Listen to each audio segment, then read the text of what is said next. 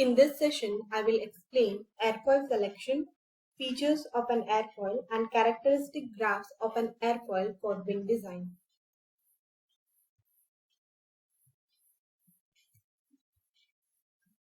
Airfoil is the heart of an airplane. The airfoil affects cruising speed, takeoff distance, landing distance, stall speed, handling qualities, and overall aerodynamic efficiency of the aircraft during its flight phases. There are two ways to determine wing airfoil section. First, we have airfoil design.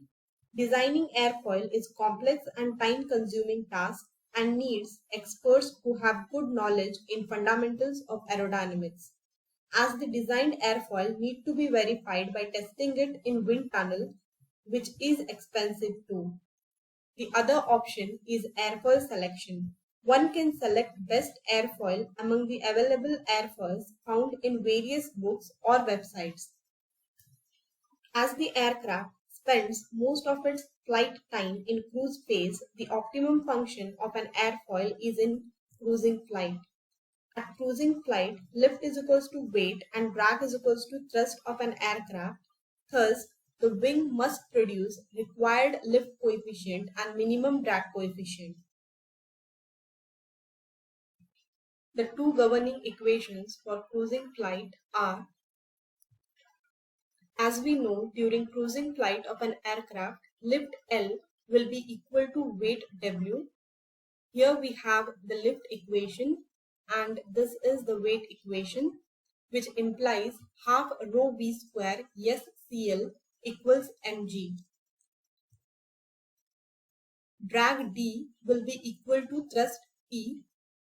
This is the drag equation and here we have the thrust equation, which implies half rho v square S CD equals N P max.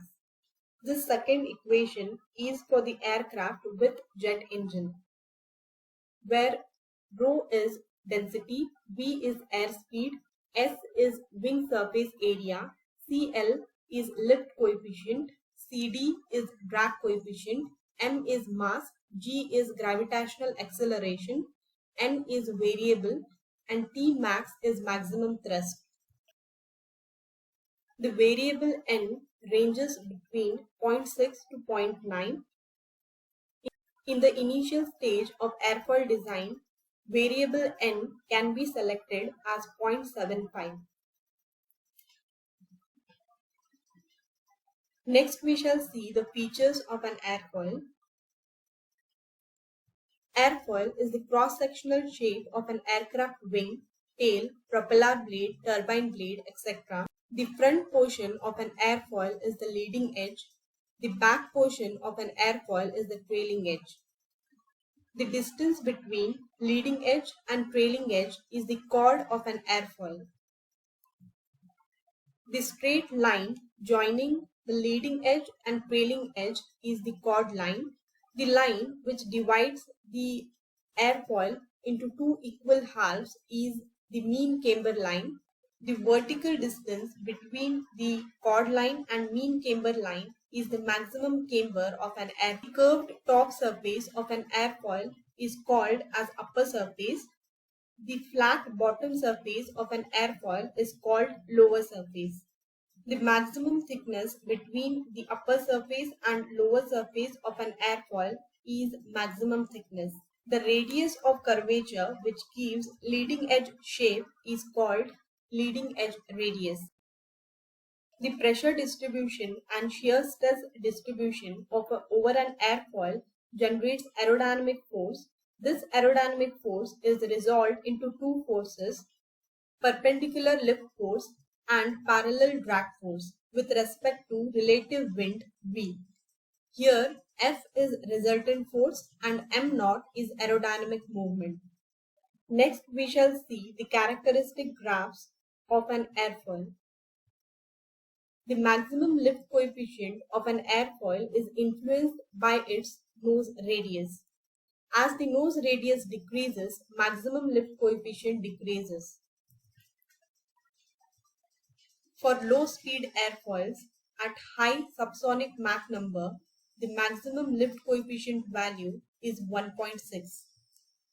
For high-speed airfoils and thin airfoils at supersonic speeds, the typical value for maximum lift coefficient is approximately 1. In the beginning stage of airfoil selection, first design lift coefficient is considered. It can be assumed that wing lift coefficient equals airfoil lift coefficient. During level flight condition of an aircraft, lift L will be equal to weight W of an aircraft. Then the required design lift coefficient will be CL equals 1 by Q into W by S, where S is airfoil reference area, Q is dynamic. Dynamic pressure Q, as discussed in the previous slide, is a function of velocity and altitude. Assuming wing loading W by S, design lift coefficient can be calculated for velocity and altitude of design mission. The actual wing loading will decrease during the aircraft mission as fuel is burned or consumed. Thus, to maintain the aircraft at design lift coefficient, dynamic pressure must be reduced during its design mission. As we know, in the initial airfoil selection, first design lift coefficient is considered.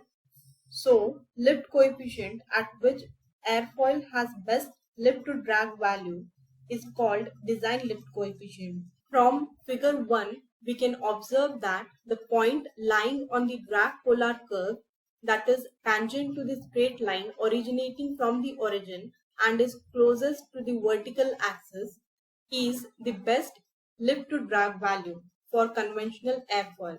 Similarly, for laminar airfoil, the point lying on the drag polar curve and tangent to the straight line originating from the origin and closest to the vertical axis is the best lift to drag value for this laminar airfoil.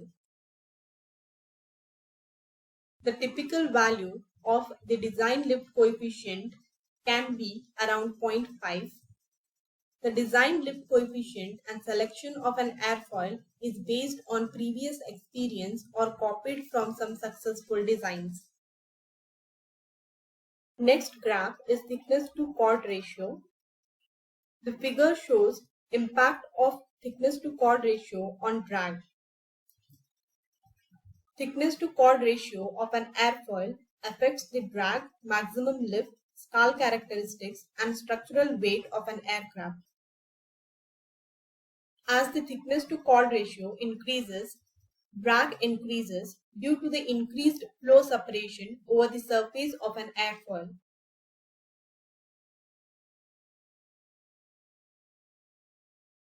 The figure on the slide shows the effect of thickness to chord ratio on critical Mach number. The Mach number at which shock waves appear over the surface of the wing is critical Mach number and is denoted by MCR. In this graph of thickness to chord ratio versus airfoil critical Mach number, this NACA airfoil has more thickness to chord ratio and less critical Mach number compared to these two airfoils, which means as the thickness to chord ratio increases, critical Mach number decreases. In this graph, this supercritical airfoil has more critical Mach number, which tends to minimize shock wave formation and is. The figure shows the historical trend that can be used for initial selection of thickness to chord ratio. This is the graph of design Mach number versus thickness ratio. If the design Mach number of an aircraft is 1 or less than 1, the thickness ratio can be selected between 6% to 18%. If the design Mach number of an aircraft is greater than 1, the thickness ratio can be selected between 0 to 6%. As we know, the thickness is varied from root to the tip of aircraft wing. Due to fuselage effects, the root airfoil of subsonic aircraft can be 20 to 60% thicker than the tip airfoil. This results in reduction of structural weight and can provide volume for fuselage and landing gear. Next graph is lift curve slope. The figure shows lift coefficient versus angle of attack for two-dimensional wing. According to linear airfoil theory, two-dimensional airfoil has lift coefficient CL, which is directly proportional to its angle of attack alpha. The slope of this relation will be dCl by d alpha equals 2 pi per radian. Maximum lift coefficient is limited at maximum angle of attack. Beyond maximum angle of attack, the flow separates over the surface of an airfoil. Lift coefficient after achieving the maximum value starts decreasing as the angle of attack is increased further. This lift coefficient is called maximum lift coefficient and is denoted by CL max. Corresponding angle of attack at which CL equals CL max is stall angle and is denoted as alpha S, where S is referred to stall. Is the condition at which there is sudden decrease in lift and increase in drag of an airfoil. Graph is airfoil pitching movement. Figure 1 is the graph for pitching movement coefficient about quarter chord versus angle of attack for positive cambered airfoil. The slope of this graph lie in the negative region of pitching movement coefficient for typical values of angle of attack. The negative slope is useful as it stabilizes the aircraft flight if angle of attack is disturbed by gust. Negative pitching movement coefficient means that the aircraft nose will be pitched downwards by such a movement. The magnitude of pitching movement coefficient is constant for lift coefficient range of about minus 0.02 to minus 0.05. Pitching movement coefficient Cm transferred from aerodynamic center to some other point, say quarter chord point Cm C by 4, will not remain constant anymore. The design objective will be to have pitching movement coefficient Cm near to 0 as far as possible for the aircraft to be in equilibrium during cruising flight. This pitching movement should be cancelled out by another component of an aircraft such as tail. High pitching movement coefficient results in large tail, resulting in heavier aircraft. So, an airfoil with low pitching movement coefficient is more desirable. Next, we have minimum drag coefficient graph. The figure shows drag coefficient versus lift coefficient. As drag produced by an aircraft during its flight is more, that affects the efficiency of an aircraft in many aspects. Drag is directly related to the cost of a flight.